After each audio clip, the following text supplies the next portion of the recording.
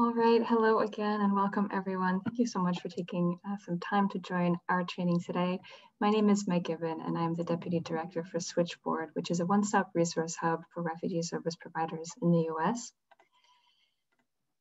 Thank you again for joining this webinar on the topic of community-led COVID-19 messaging, practical tools for building hyperlocal custom communications. This training will run for 1 hour and 15 minutes and it is being recorded. You'll be emailed a link to the recording as well as all of the webinar materials in 24 hours. So please keep a lookout for that in your email. We'll also be posting a transcript of the webinar in the coming days. Before we begin, let's take a quick look at some logistics here in the Zoom platform. Currently, all participants are in listen-only mode as we have a large group joining today. If you need to adjust your audio and switch between phone or computer at any time, you can do that in the bottom left corner of your screen under audio settings.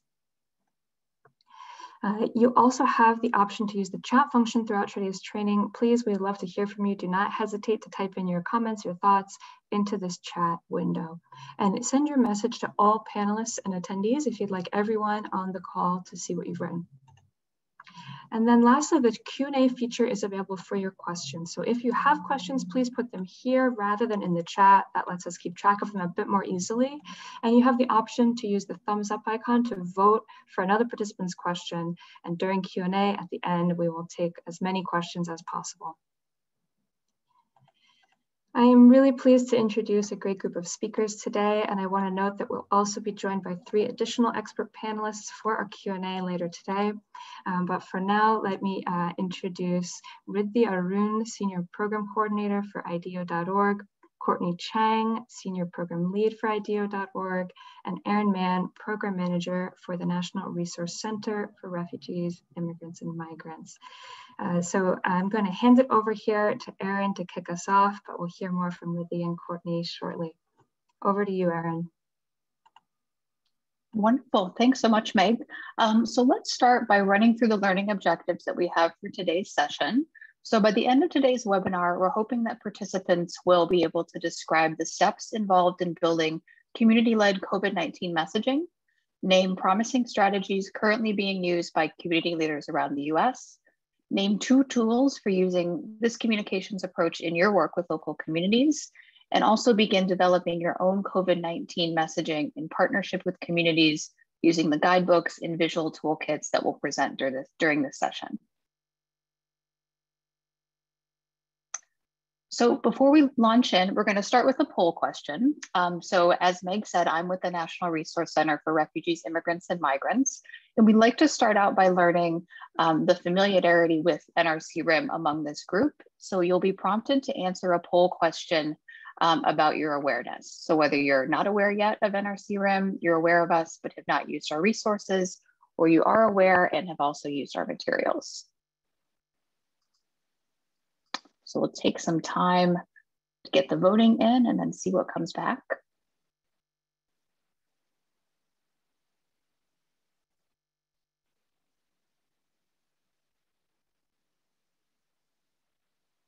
All right, so looks like about 61% of you are not yet aware of NRC-RIM, so that's perfect. We're so glad that you're here and can learn a little bit more about us.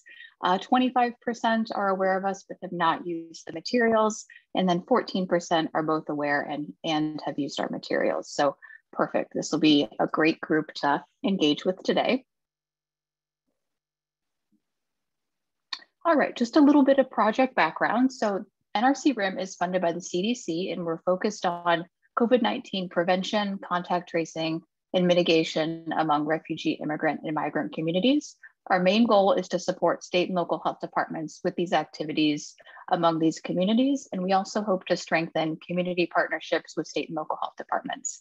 With that being said, all of our resources and materials are free and publicly available, so we hope that not only health departments, but other organizations will find our materials useful. So just a little bit more about NRC-RIM and our partnerships. We're housed here at the University of Minnesota, and the university serves as the main coordinating body for NRC-RIM, but we're really fortunate to have the support and expertise of several main partners, including the International Rescue Committee, the Migrant Clinicians Network, the Minnesota Department of Health, the National Association of County and City Health Officials, and our colleagues at IDEO.org. The core activities that we're involved with at NRC-RIM are developing best and promising practices, health communications and health education, particularly materials and resources that may fill a particular gap. We have some online training, and we also offer technical assistance to state and local health departments and others. And a little bit about our audio and video resources. So we have a translated materials library that includes over 5,000 materials, about 20% of which are audio and video resources. We know those are particularly of interest to folks these days. We also are working on creating some additional videos in collaboration with our partners. And then we have a video booth service. This is a service where you can contact our team at NRC-RIM and we can help you with crafting your message, recording a video, and doing some editing. So speaking of crafting messages, I'm going to turn it over to our colleagues at IDEO.org to talk about their community-led messaging work. Thanks so much, Erin. My name is Ridhi. Hi, everyone. We're so excited to share our work in collaboration with NRC-RIM, the CDC, and a host of other partners that Erin mentioned, including the International Rescue Committee and Migrant Clinicians Network, as well as a lot of community leaders that we've been able to work with across the country. And all of this in service of co-creating messages for vaccine confidence within refugee, immigrant, and migrant communities. And so just a little bit about IDEO.org and who we are. IDEO.org is a nonprofit design studio specifically working with communities to design a more just and inclusive world. And we use an approach called human-centered design, which spotlights the people who will benefit from solutions as key decision makers and influencers of the eventual solution. And so leveraging insights that community leaders have, the intuition and knowledge of their own communities and the visions that they hold for the future, we bring these solutions to life as tangible products and services.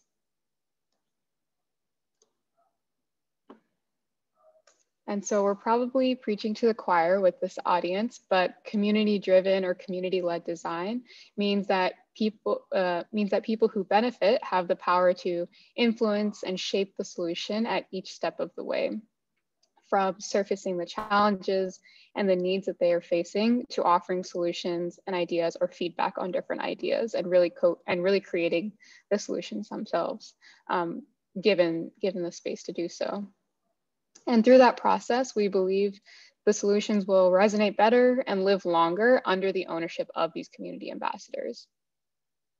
And so we know that most public health messaging isn't translated with local context in mind, really accounting for the actual languages that people speak, designing for the heterogeneity of each community, knowing that communities are not a monolith, and for their realities. And for something like this, a one-size-fits-all approach to messaging won't be as impactful.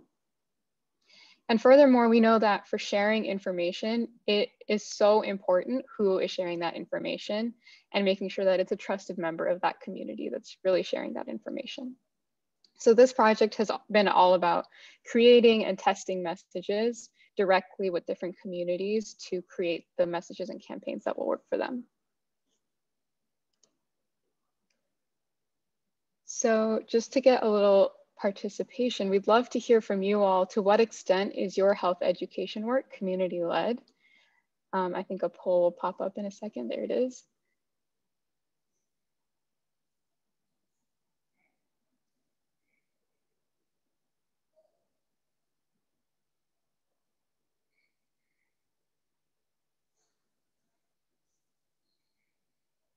We'll just wait a few seconds to get some answers and then we can look at the results.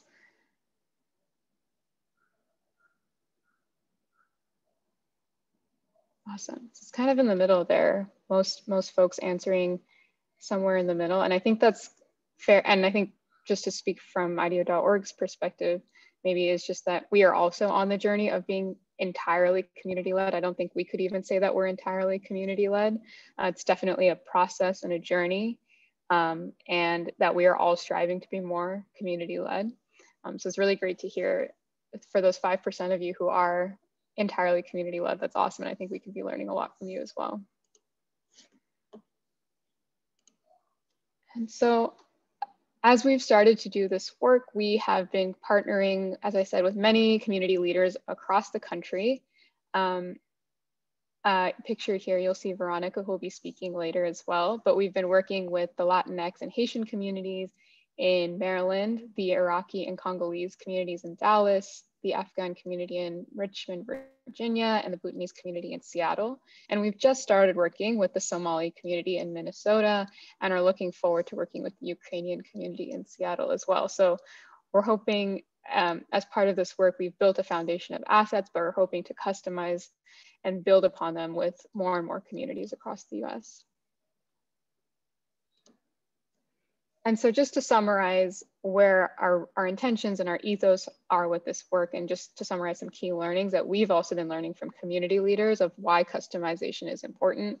We've been hearing over and over again that it's really important to see yourself in your community in these campaigns, that these should speak to the specific fears and misconceptions that folks have in their community, and that accessibility is key, meaning the language that we're using, the channels that we're disseminating on, whether it's digital and whether people have access to digital channels, and then also audio-visual given literacy, and being accessible to different levels of literacy.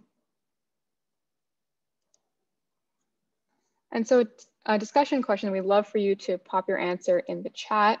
What is one example of a customized message you could use in your health education efforts? So just to get some brainstorming going, we'd love to hear in the chat if there are any message that you think would be specifically resonant in the communities that you serve or are a part of.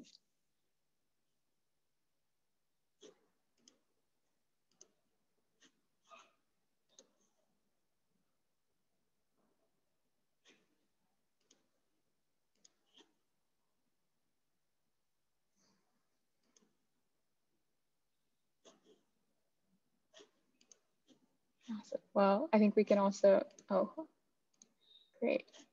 Yeah, vaccinations will keep families safe. We're better together. It can help us get back to work. That's awesome. I think some of the things that we've been hearing from different communities, the slogan of our campaign is vaccination is blank.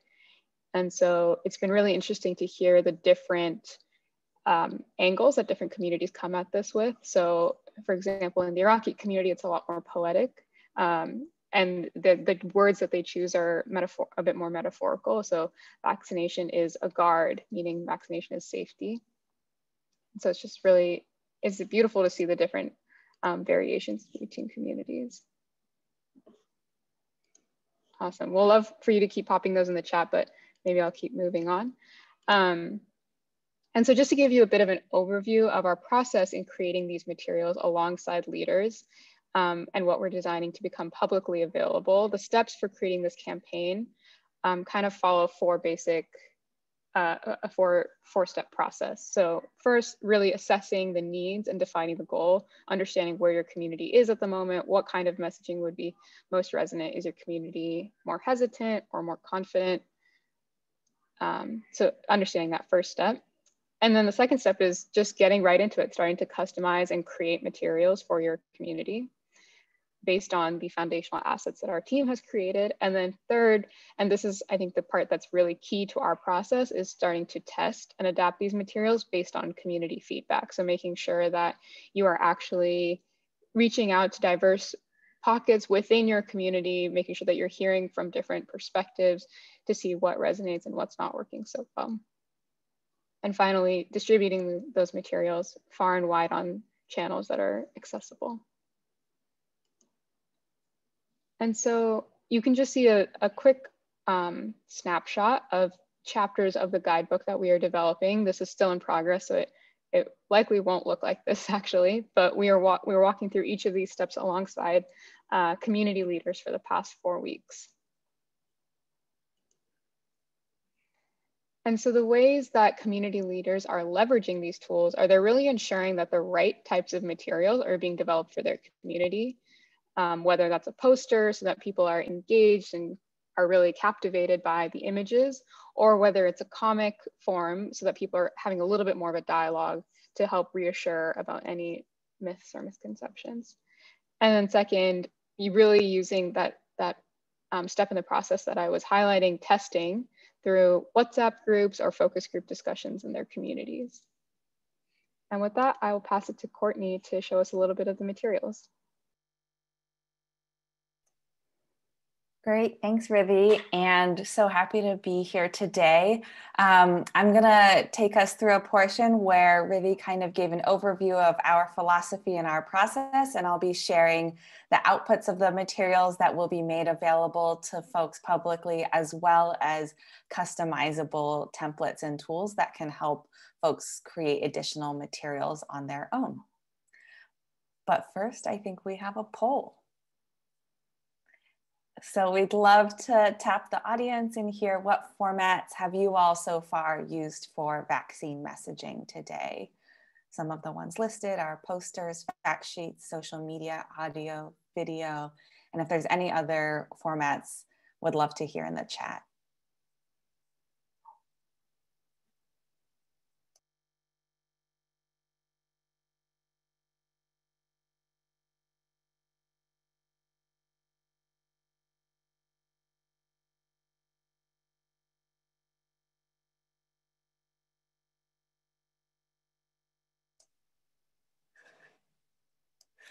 Wonderful. So seeing a lot of usage of social media and fact sheets, as well as lots in video and a bit of audio too, as well as posters. And 6 of you said you were using other methods as well. So I'd love to continue to hear what creative ways people are getting the word out there and conducting health education. In the meantime, I'll move on to share some of the outputs from our work with the communities. These are posters from our Vaccination Is campaign.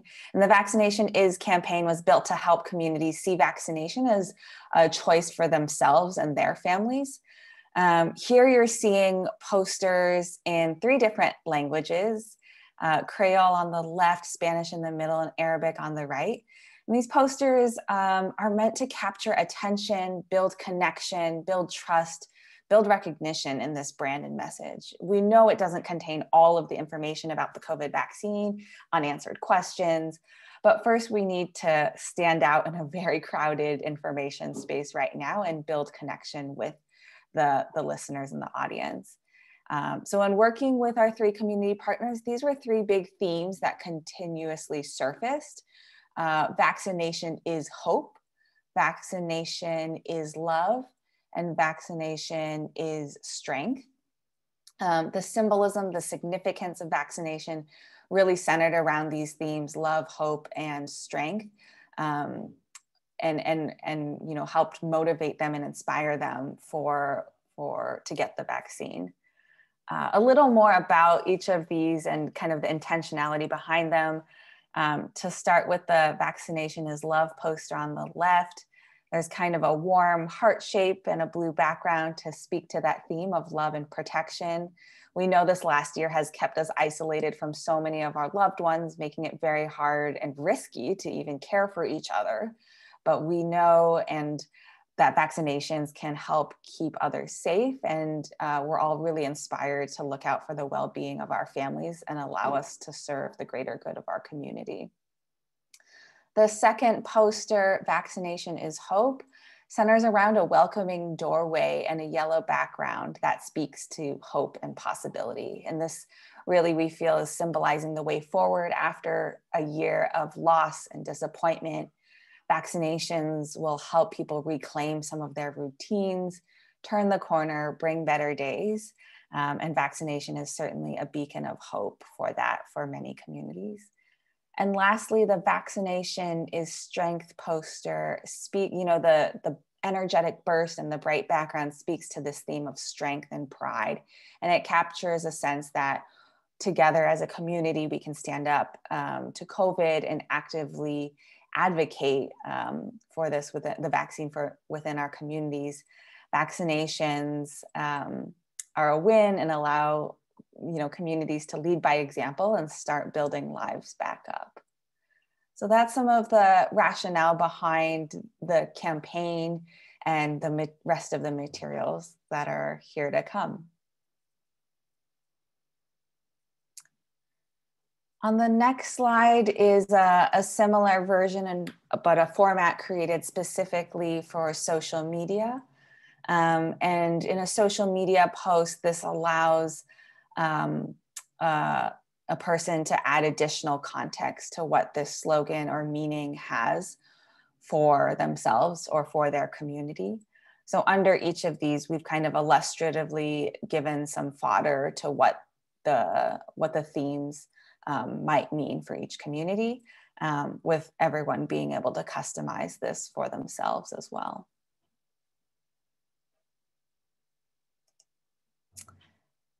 Now, once you're engaged at kind of that top line level, we know people want to quickly know the facts and basics around the vaccine. So this is designed to be a short flyer or postcard containing the vaccine's most critical information about safety and efficacy, that it should be free, that it may require 2 doses to get full protection, and that there may be some side effects like headache or sore arm. But those should be short-lived and fleeting and do indicate that the vaccine is working.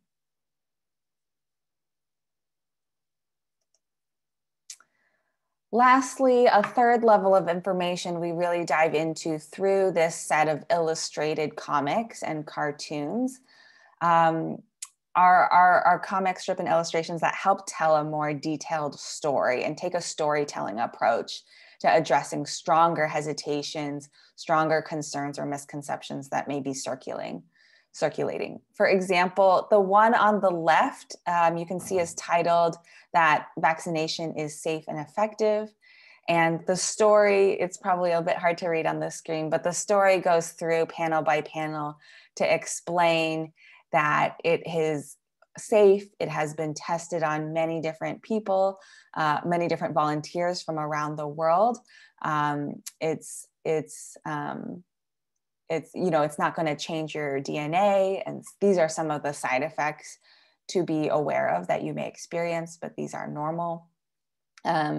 This is meant to, again, offer a more storytelling approach to the vaccine in a way that is more friendly and approachable than a bulleted list of information. And these were illustrated and designed to specifically target some of the top circulating concerns we were hearing from communities, such as, is the vaccine safe? Will it give me COVID? Will the side effects be worse than getting COVID itself? How will it affect my body and my DNA, my fertility? Why and how did it come so quickly? And what's the rush now to get vaccinated so early after it was developed and released? Or even, how do I sign up or find a vaccine near me?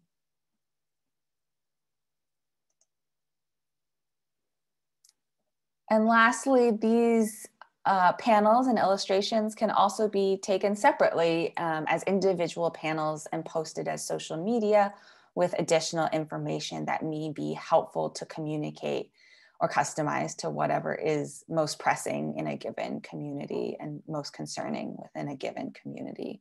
So this is illustratively how some of them might be used and customized. Now I'm going to go into an exciting portion where I'm going to share my screen and show some of the customizable templates that we have created. These materials that you've seen have been created again with those communities that Ridhi named early on, but we know, again, this is not sufficient to fit every need across these very different communities. And so we've built all of these assets to be editable, customizable by anyone, no matter your skill set. So with that, I will share my screen and do a little demonstration of how you might use one of these templates. So yeah, again, a big part of this campaign is realizing that even though these materials were co-created with some communities, it's not going to suit the community you might be a part of or work with. So for everything you just saw on screen, there is a matching customizable template in Google Slides that can allow anyone to change any aspect to better suit their needs. If you're new to Google Slides, that's not a problem. With a bit of practice, it's pretty simple to use. And I'll do a little demonstration today to get folks familiar a bit more with the layout and how these work. So first, this is an example of a customizable poster template. When you get access to, when you enter this file and have access to this link, which will be shared through UMenn's website, the first thing you'll notice is you won't be able to edit this version that you're getting the link to. So the first thing you need to do is make your own copy so that you can edit it yourself.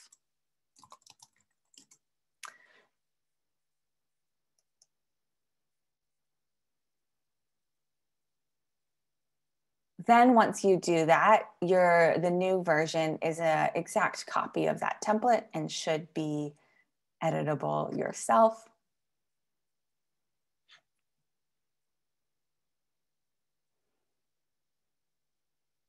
The visual toolkit you'll ultimately see guides you through a couple steps and also offers some instructions, but in the interest of time, I'm just going to jump to this template again.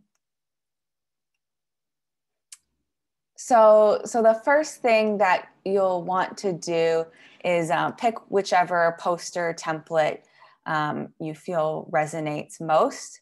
I will choose this one. And then there you can see in the sidebars, there's really step-by-step instructions on how to edit this. So the first course of action is to create your own slogan and message. So this one, the intentionality was to inspire around hope and the possibility in the future. By no means do you need to be limited to direct translations of what was here before, but for the sake of time, I'll type in my own slogan here. You can see all these text boxes are customizable, and all you do is click on it, and then you should be able to type your own message or delete. The second course of action is to pick an image that goes here. We know that most folks love to see imagery that not only matches the slogan, but that looks and feels like people they know, or looks and feels like them themselves. So in step 2, we have a curated image bank with a lot of different options. And so you'd click here and that would open yet another image bank file. And if I remember that I was working on the yellow doorway poster, I should scroll down to the yellow part and find, you can see on the left here, lots of different options for images that I could pick. So I am just going to pick one that maybe feels like my community. And then what you do is you click on the image, and it's a copy and paste function. So for those who like the keyboard shortcut, it would be Command C, or for the navigation bar, you're going into Edit and Copy. And then if you can go back to your original template, now that you've copied it, and paste it. So Command V or Edit and Paste. It should show up nearly size to fit, and you can just adjust it by dragging it around and pulling out the corners just a little bit to fit that gray window spot. Now, one thing you'll notice here is I'm covering this word blob. And so what I need to do now is to move this image backwards. And to do that, I right click. I'll go to Order. and I'll send to back. And then my speech bubble comes back to the front.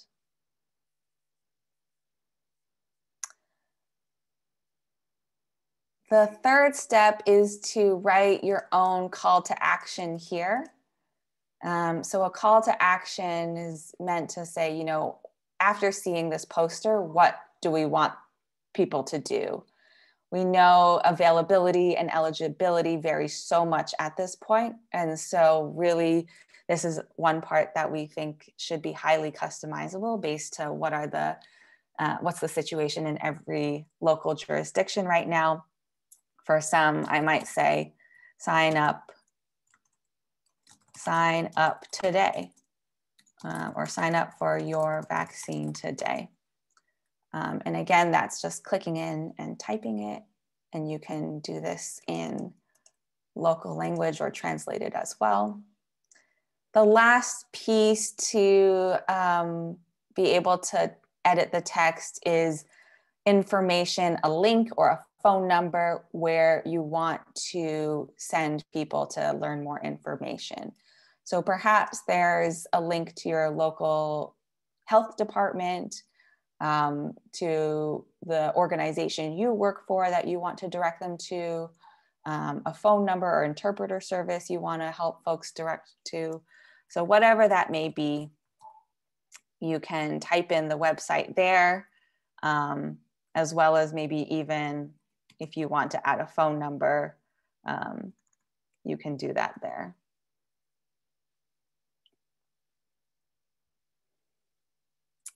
The last step is adding a flag mark. We heard some folks, there was a lot of pride in having their community get vaccinated. And some of the immigrant and migrant communities we were working with really resonated with seeing their colors of their flag represented. And so each of these Band-Aid marks does intend to inspire kind of national pride with national flag colors. So if you see one that resonates, you can take the same action to go to this page, copy it and paste it on your poster. If that's not something that you find speaks to your community or the groups that you're working with, it's certainly not a mandatory part. And as you can see, all these parts are editable and movable as well. So I could place it here or I could place it wherever I like best. And I think that is about it. This is about a finished poster. You can make any last adjustments you think, but then the last step would be to export this file and print it for your use. And so to do that, you will just go to File, Download, and whichever format you prefer. There's PDF, JPEG, PNG.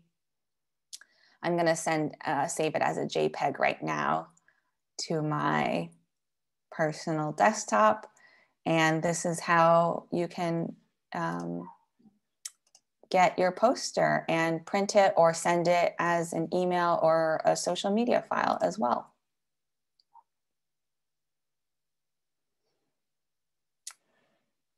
Okay, so that was the poster template. Just to make clear, this poster template will be posted on UMN's NRC-RIM website within the coming days for folks to be able to play with and use themselves.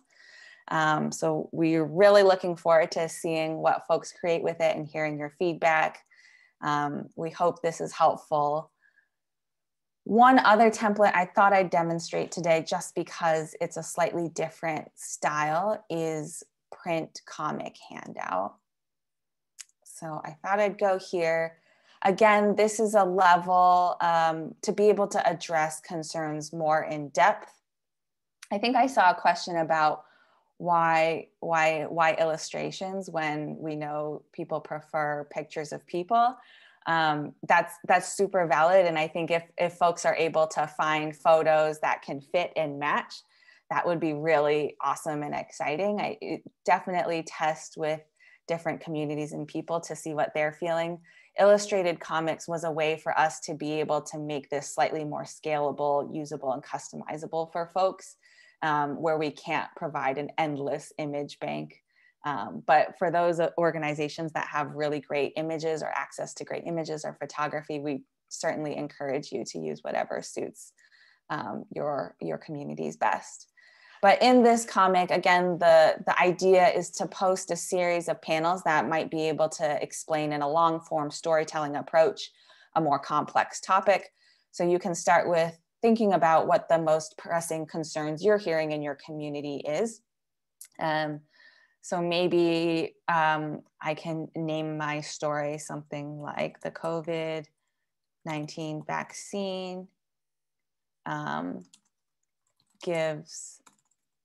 is safe and suitable for all.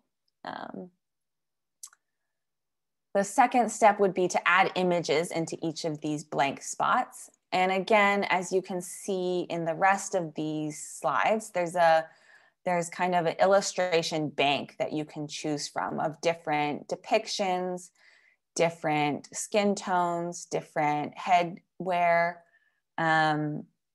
We know this is not comprehensive of everyone. We know there's so many more illustrations that could help tell so many more dynamic stories. In the interest of time, this is the starting set we have to go with. And so we hope you can find something that suits you here. But I might go in here, and again, this is mainly a copy and pasting. So I'm going to edit and copy this image. I like to put it here and then drag it to where you want it. I'm going to copy this one and go back to my page and paste it in here.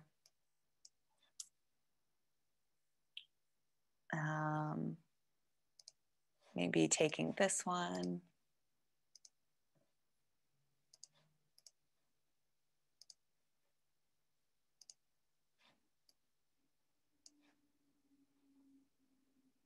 And lastly, something like this.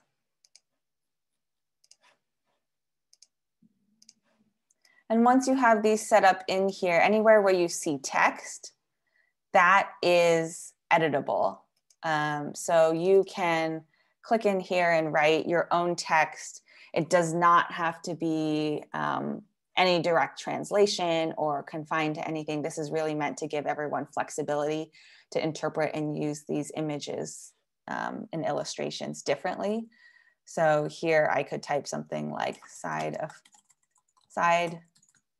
effects are mild and allow me to go about my day as normal.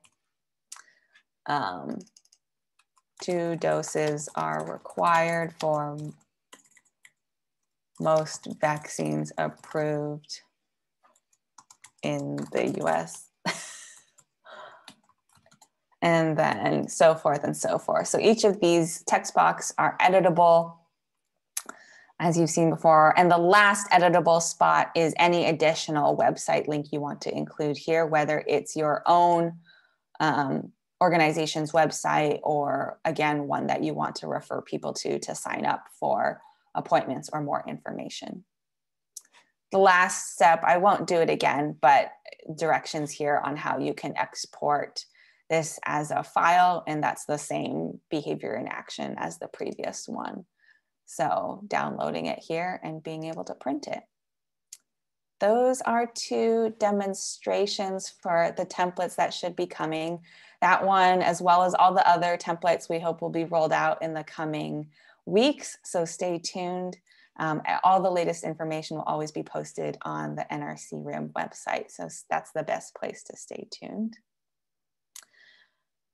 To close our section, if you're interested in checking these out, visit that NRC-RIM website. The poster template, as I spoke about before, will be posted in the coming days, and that's representing an early release when the full guidebook with all the other templates is coming in the next 2 weeks. In the meantime, if anyone is interested in getting a super sneak preview of the whole guidebook and has interest and time to give us some feedback, next week for us will be a testing period of the guidebook. And we'd love to hear from folks who are able to spend an hour or two going through it and testing it, doing some of the activities on their own and giving us feedback by phone or a short questionnaire as well. So you can reach out to myself or Ridhi. Our emails are listed here if you're interested in an opportunity to do that next week.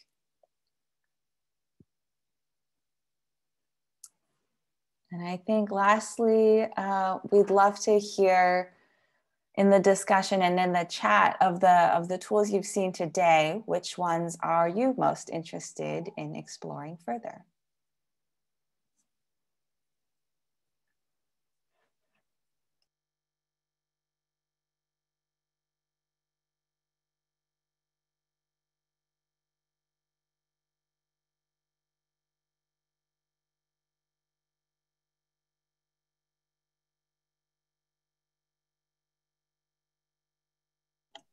Mike here, seeing some interest in the Q&A in different formats, different content for the customizable materials. So we'll definitely talk more about that in our Q&A portion, accessing those. I think there's a lot of interest. I think there's also some interest in some of those video and audio materials that Erin mentioned at the top of the webinar as well.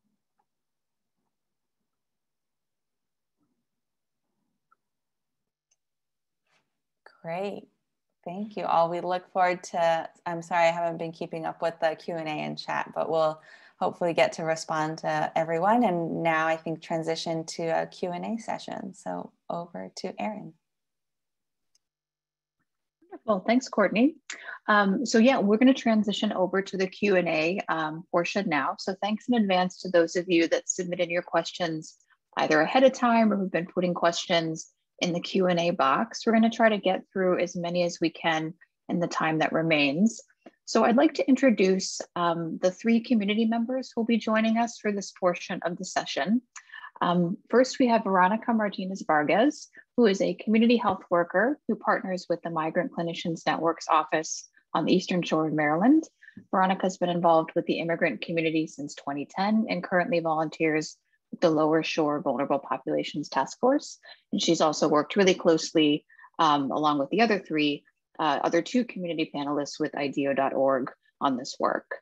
We also have Bernadette Musakuru, who is an interpreter, translator, and culture broker with the IRC in Dallas. She speaks 5 languages and has been with the IRC since 2017. And previously she worked at Refugee Services of Texas for 13 years. And we also have Habake Petion, who's the founder and executive director of Rebirth, Inc., a nonprofit organization that aims to empower and enrich local communities and help run a community school in Haiti. Habake came to the US from Haiti at the age of 16 and has remained engaged in community organizing, activism, and cultural promotion for over 20 years. So with this, I'll ask our panelists to turn their video on. And I'm going to start with a question to Bernadette. So Bernadette, I'd love to hear what strategies you found to be effective when addressing myths and misinformation about COVID-19 vaccines. The strategy I have used in the community here in Dallas, Texas, especially the Congolese communities, is through WhatsApp, educating them through WhatsApp and texting them. Sometimes we have like a Zoom meeting, and then I would educate them on how, if they have like a question on the post, I post on WhatsApp, and then we can go through together on those posted. And then the strategies I use is through WhatsApp and then educating them on Zoom.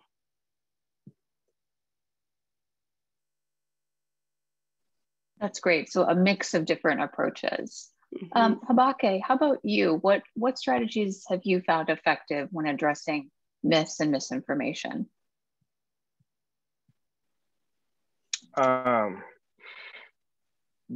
This is a complex topic in our community, very sensitive as well.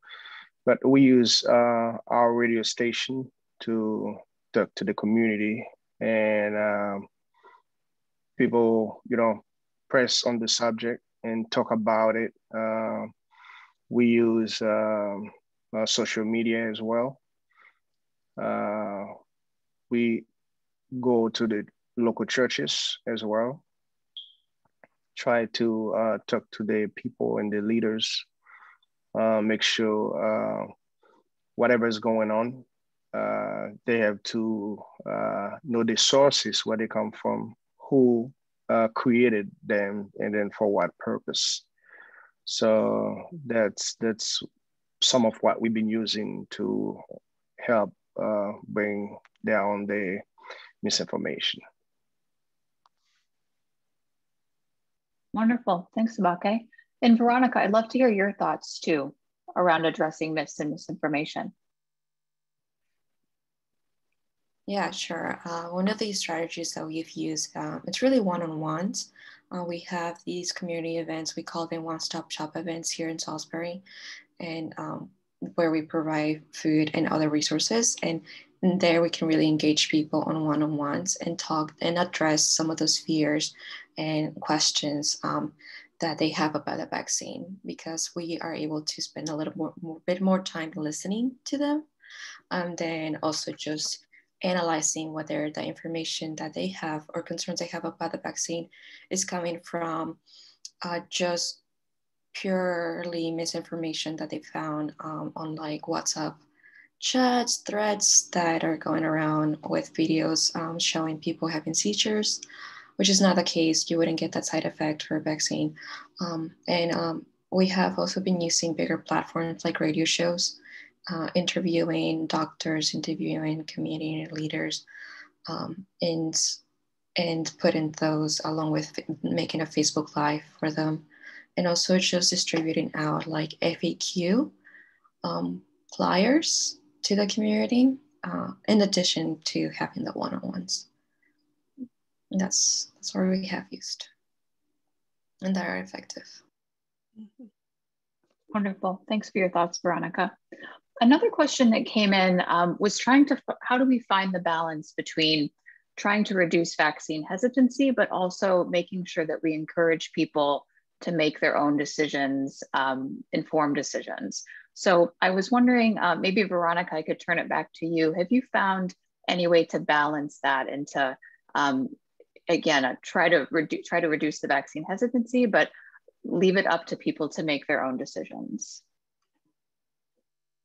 Well, I think the way to approach it is really going back to asking them, what have you heard? What are your concerns? What are your thoughts on it? And then making them understand that we are hearing them first, and addressing those concerns, those fears, and then providing them with like, well, based on what you shared with me, I think this is where I can guide you or like provide extra information to your already perhaps decision to take it or not take it.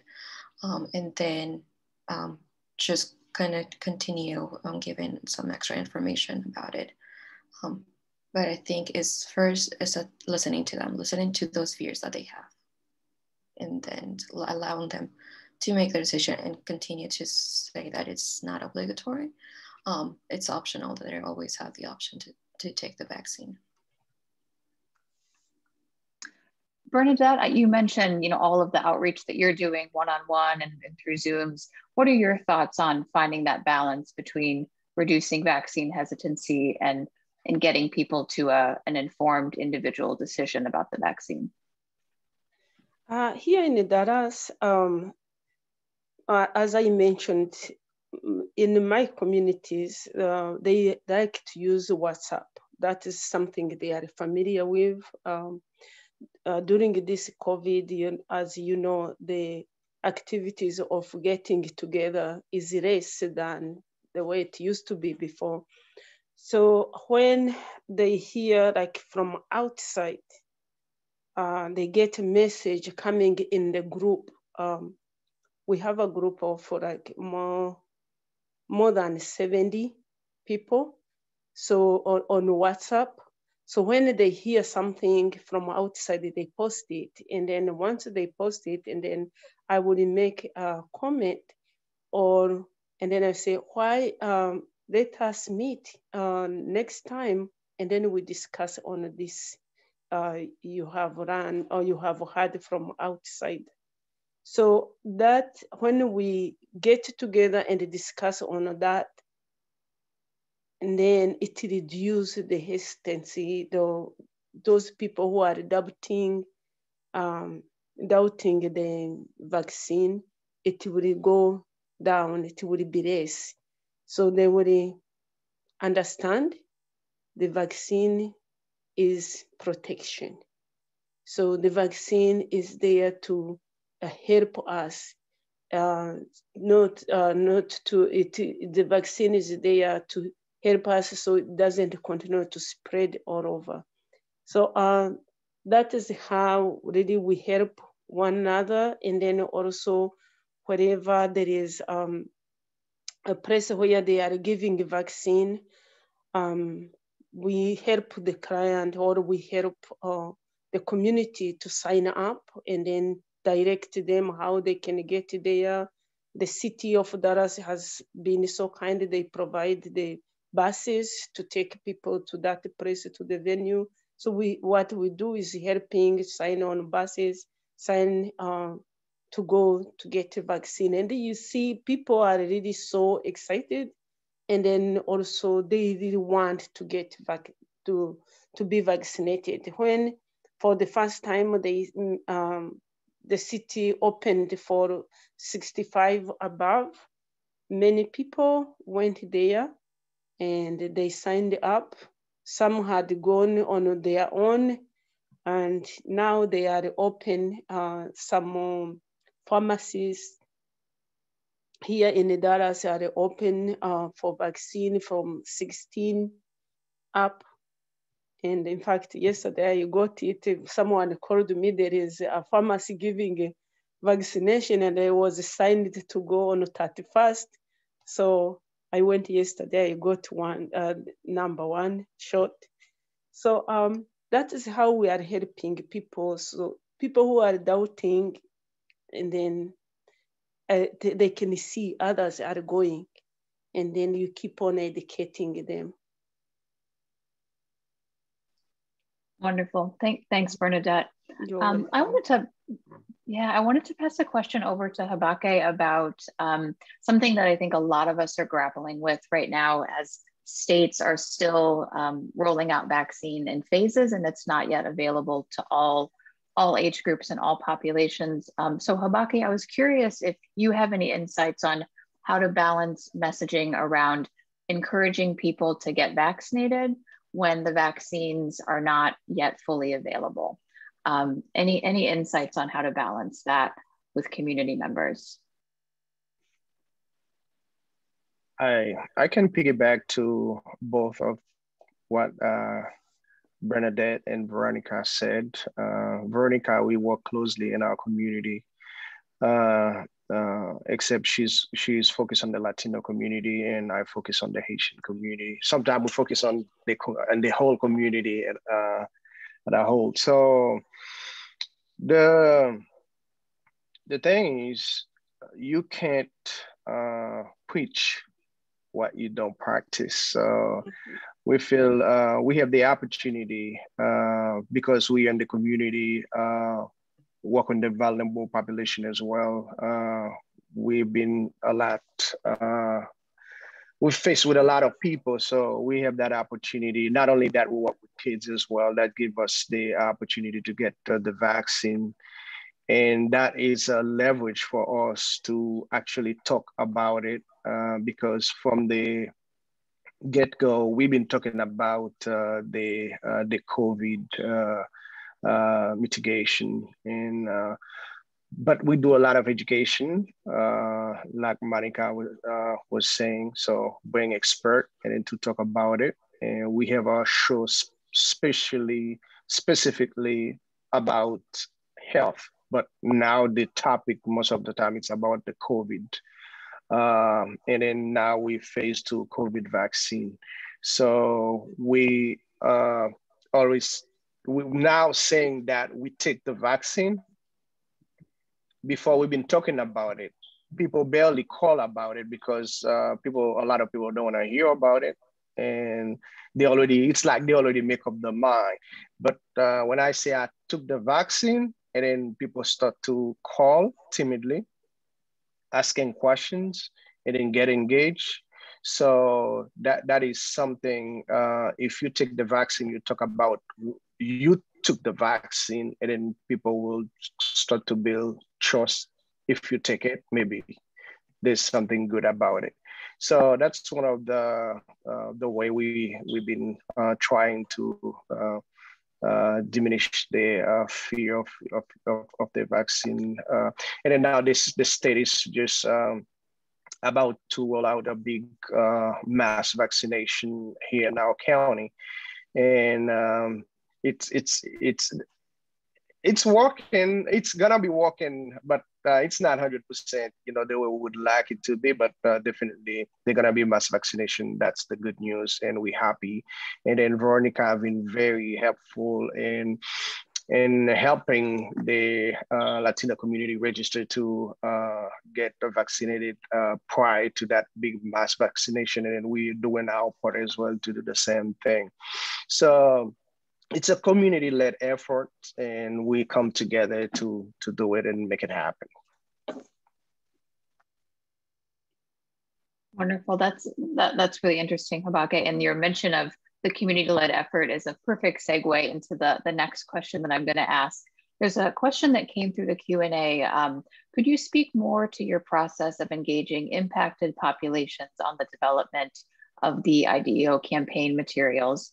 So I'm going to ask Courtney to kick us off with this question, since she and her team were so involved with our 3 community panelists, and then also multiple community members with an additional 5 communities that are actively developing materials now. So Courtney, could I pass it to you, and then we'll open it up to our community panelists to talk a little bit about the process. Sure, and I'll be excited to hear Veronica, Habake, and Bernadette's reflections, as we've worked with them very closely in the past month. But I mean, initially, of course, we are not from these communities, and our partners play a huge role in connecting us to communities that are interested and craving to do this work with us. And so with Bernadette, we got connected to Bernadette through the IRC community, as well as Veronica and Habake, we got connected through MCN. And I think we really see this as a partnership where our community leaders and members are the experts in all of this work. We are the hands, and they are the ones that know best the needs, the concerns, the beliefs of each of these communities. And so that is one thing that we really rely on them for, as well as we seek to get more and more validation over the materials. Veronica and Habake and Bernadette have played a huge role in rallying more community members to have eyes and give feedback on everything that has come forth so far.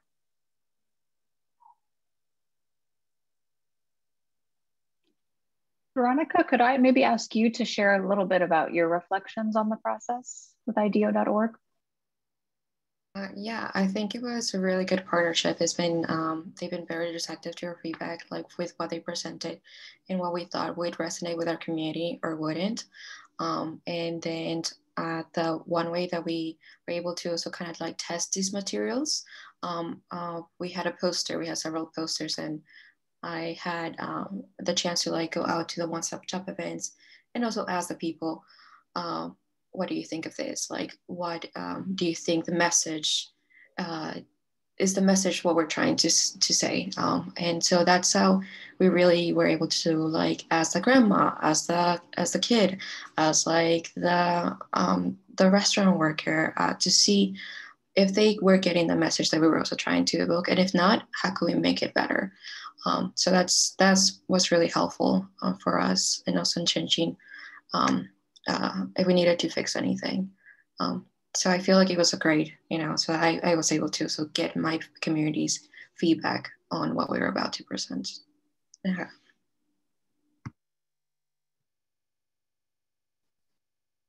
Bernadette, could I ask you to share your reflections and maybe some advice to other communities who might be using these resources in the future? Yeah, my reflection was really on testing, especially when I was testing in our community. I would see how people are so excited, and they say, "Oh, we can use that one." Yeah, you see, that one is he got immunization. Like one post, the one you show the calendar, you must get 2. And they say, you see, you have to get number 1 and number 2. So in our community, they are good runners, and also they are so excited. For example, like one client was saying, not even one, it's more than, they said when we came to the United States, they gave us many injection or immunization so we can, in order to get a green card. So why not getting COVID-19 vaccination? And in all those immunization we got when we came, are we going to fear COVID? So they encourage one another through seeing the posting we are posting. So I would encourage other people, whichever social media you may like to use. For me, WhatsApp is working.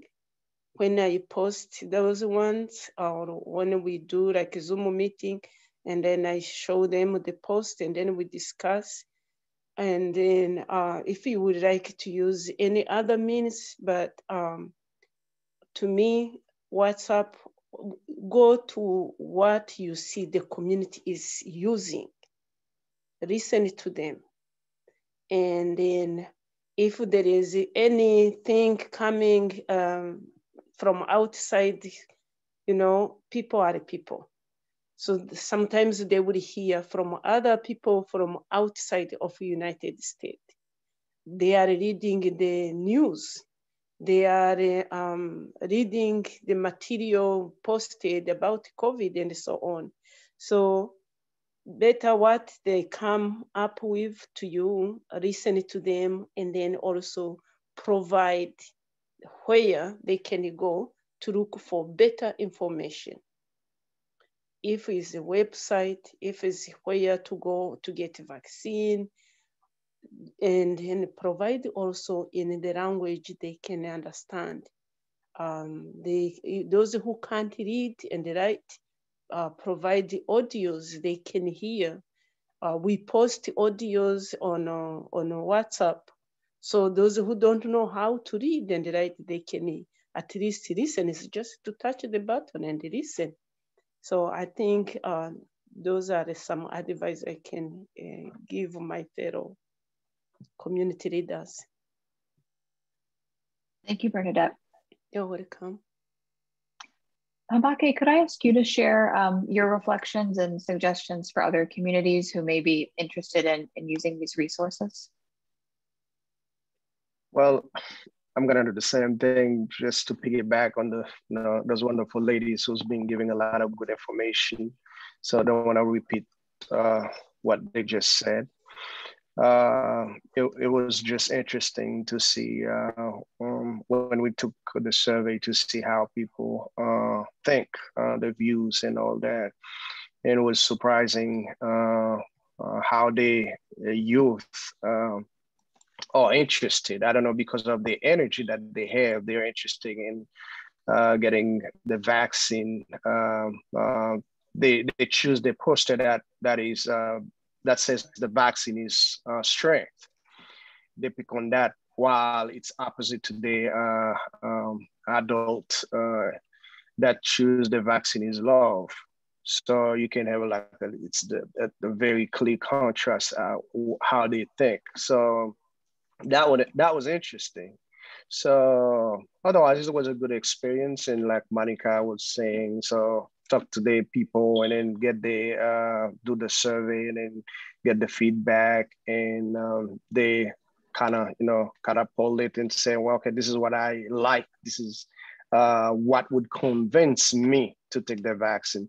Because there was one of the vaccine with like a needle, and then some people said, that will not, some people choose it, but some people said, well, because they are fear of needles, and then that one would not convince me to take the vaccine. So feedback like that just helped to kind of move the project to the next level. So that's what I can say right now. Just listen to the people that you serve, because you're not serving yourself, try to satisfy yourselves. Just listen to the people in the community. And then you're gonna have a better outcome in whatever you do. Thank you. Wonderful, thanks so much. I just saw a question here about how we decided on the 3 words in the campaign. Maybe Courtney, do you want to share a little bit on that point, and then we can open it up again? Yeah, I think Ridhi had a great explanation too, so I'll invite her to add on. But the 3 words were really themes that came out of actually sessions with Veronica and Habake's team. We did a lot of explorations around, you know, what do people need to hear? What is like inspiring people right now? What would inspire people to take action? And a lot of that was needing to hear positive, affirmative messages. A lot of people were converging around these 3 concepts of like, I want to protect my family, I love my family, or I have hope for the future. I have hope to going to weddings and concerts and events again. I have hope for and possibility for the future. And the last theme was around strength and community pride, I think, and a lot of even kind of mantras and community phrases around like stronger in numbers, doing this together. So those were the 3 themed areas. I think, again, as we shared in our presentation, even between the Creole and the Spanish languages, we didn't land on the exact same 3 words because some of them didn't sound as good in one language or the other. So those are kind of just the rationale behind those 3 themes. But in our toolkit, we really encourage you to think about if this concept is around love and protection and your loved ones, what's kind of a more natural, indigenous, idiomatic way to say that in your own language. Veronica, Ridhi, Habake, anything to add? Maybe I'll just add that the real ethos of the slogan, "Vaccination is blank," is really meant for people to fill in what they find to be most resonant. So we definitely came in with the mindset of it would be amazing if it's not just those 3 words or those 3 initial starter words. Would love to see how the campaigns evolve as different communities make them their own.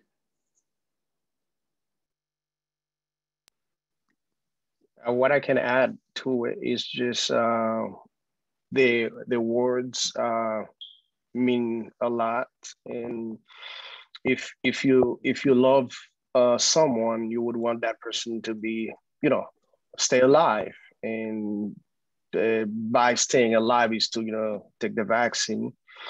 And if you're looking forward to the future, so you have to hope for it, and then hope is the best way to go. And if you don't, people who don't just dream, who don't have a hope, and then they just, a lot of time they kill themselves or whatever. But I mean, this, if you have hope, so hey, you have a bright future. So there's explanation about those words that people relate to, resonate with, and then that would, you know, when you explain it, or they will explain it to you, and then that makes sense. And they will just not just pick a word because it's beautiful, but because it makes sense to the people.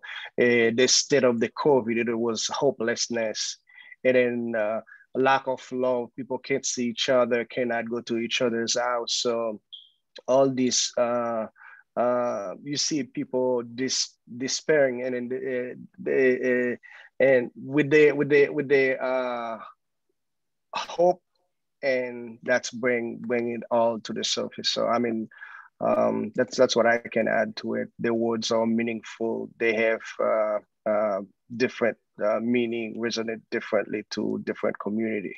So it's probably in general to everybody in the world. I'm not gonna say in the US, but throughout the world, because the COVID make those words very, very meaningful today. And I can just speak real quick about the one about strength. I know when I was, I'm sort of an immigration activist, when we had protests or when we went out to the community, we had this saying in Spanish, no somos uno, no somos cien, somos millones, cuéntanos bien, which translates to we're not one, we're not 100, we're a million, so count us well. And it just kind of has that message of the more of us and there's strength within numbers. So that's how I think fortaleza or strength came to be one of the things that can resonate in our community.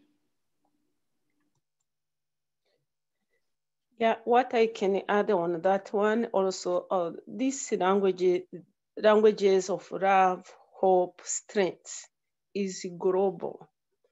It's global because we love our community, we love our country, we love our continent. And then this COVID did not choose to be in one place. It is all over the continents. So love your neighbor, love your community, love your country. So these words are really so powerful. And then as the community see, if you get vaccine, you are protecting your loved one. You are protecting people in your community. And then let us get together, be strong, and then protect our community, protect our country, protect the continent globally outside of the continent. Because this time, the world is too small. You wake up, you find out you are in Asia or taking a plane, and you find out you are somewhere else soon, quickly. So it's global. So these words can work anywhere all over the world. So I see using them, they are really so powerful to people. Wonderful. Thanks so much, everybody.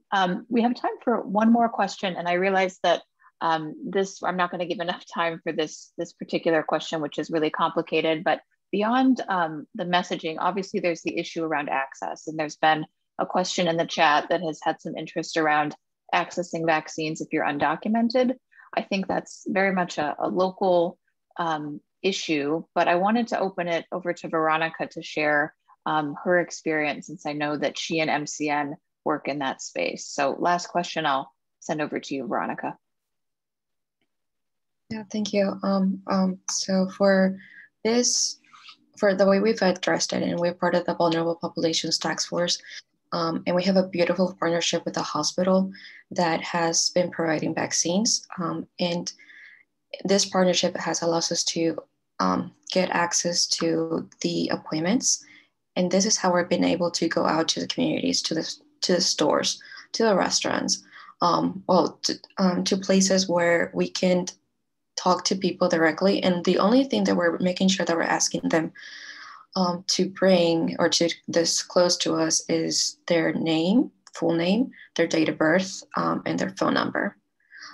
That's all that we are asking them to not, and reiterating that their immigration status will not prevent them from getting the vaccine. But in something that I saw at a clinic too, is as the people are signing them up or just jotting them down that they're here for their vaccine, because we've made the appointments. So then the people are coming in to get the vaccine, and I saw the people at the front not ask them for IDs, because sometimes that can create a fear within the undocumented community. If they have to bring out their ID, or they're thinking that it's only eligible for citizens.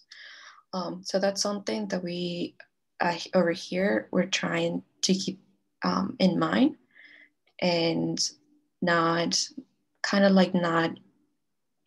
make any acts that would prevent or that put people away, turn people away because they're thinking that they're undocumented, they don't qualified for this. And that's how we've made it accessible to everyone, both and especially to undocumented community. Just getting those three things in, after, of course, asking them if they're eligible under the phase that they're in, under if they fall under the phase that were here in Maryland, which is 1A, 1B, 1C, and 2A for Maryland. So yeah, that's works out. Wonderful, thanks, Veronica. So this will wrap up the Q&A portion. Just a quick thank you again to all of our panelists. So grateful to have you here to share your experiences and your expertise. I will turn it back over to Meg to wrap things up. Thanks so much, Erin, and all for those really thoughtful responses.